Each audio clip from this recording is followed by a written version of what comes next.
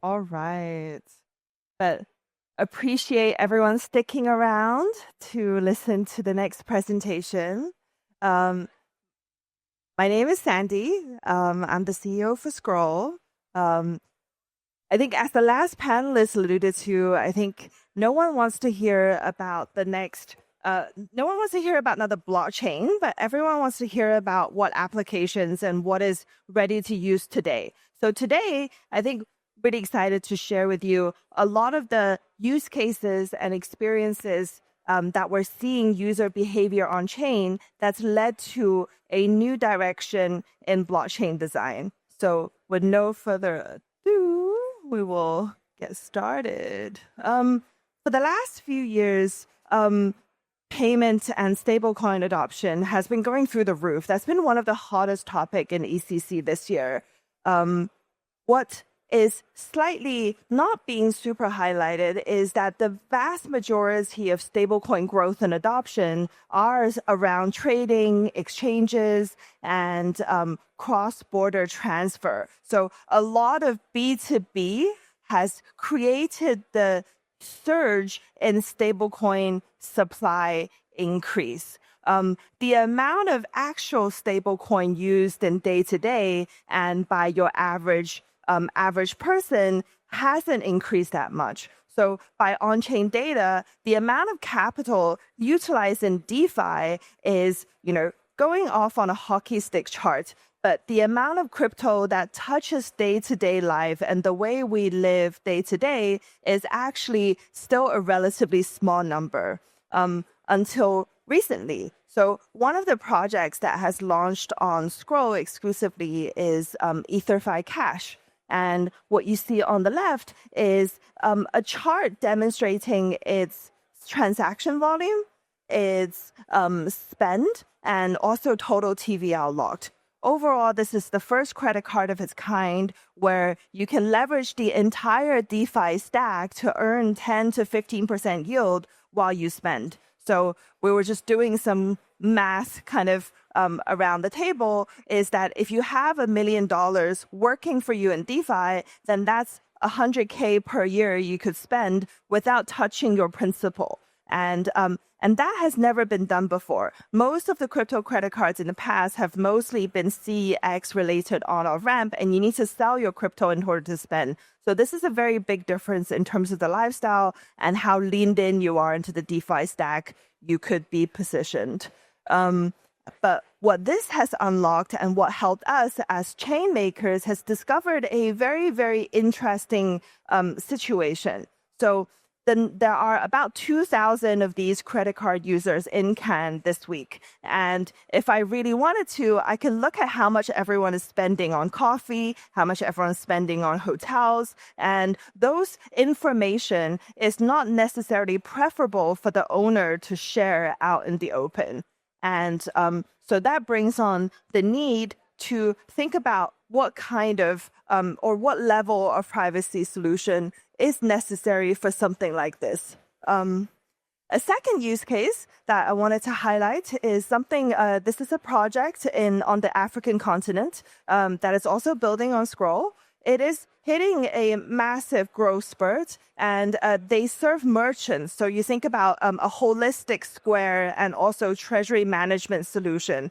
So what they offer to stores is the ability to accept any crypto as form of payment and also manage other forms of local form of payment and manage it in an on-chain and stablecoin, USD stablecoin denominated way.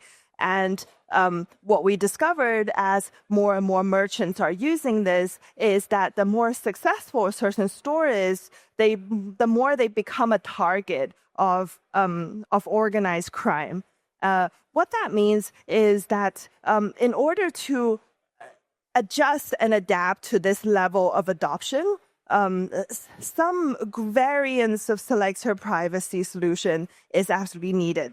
So for all of these personal credit card payments use case and also merchant use case, these institutions, there are a lot of institutional touch points where a Tornado Cash or an Aztec design is it's a bit too, it doesn't leave enough room for disclosure. And that creates a lot of organizational and institutional headaches. It sounds incredibly boring until you actually run a business, and these things become real pain points.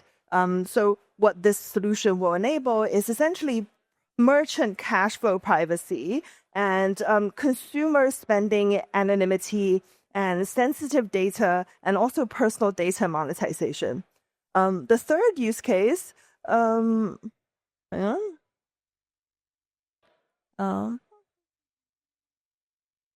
Yeah. So this is a this is still on the last kind of use case that we're talking about. We want to avoid a situation where merchants are targeting for theft and competitors can see your sales volume and your supplier can see your cash flow. And this is an actual example. So we dug up the credit card transfer of one anonymous online user while they're in Cannes.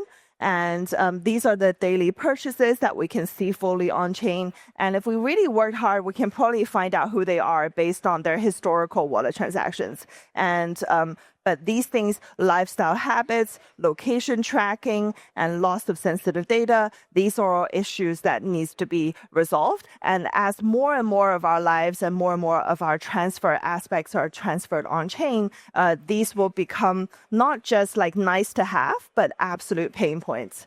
The third use case that we'll be launching this solution with is also a very interesting one. As more and more people will be going down the path of biohacking and looking for the path to longevity, our personal data and also a lot of healthcare related stats related to cholesterol, how much you're exercising, and how does that impact your health and age, like life vitality information. So these things will become more and more valuable as more and more research funding and pharmaceutical companies are heading in this direction. So imagine you can track your bio data and avoid privacy fears and increase the research velocity in supercharging rare disease discovery and longevity enhancing kind of drugs, which is not part of the current larger pharmaceutical canon of development. So privacy L3, what is it used for? For enterprises, it gains control of data and bridge contracts and assets, and we can provide programmable privacy for the first time, basically customizing the ledger to fit your unique business logic. Compliance, attestation, removal of individual information, like removal of on-chain connectivity.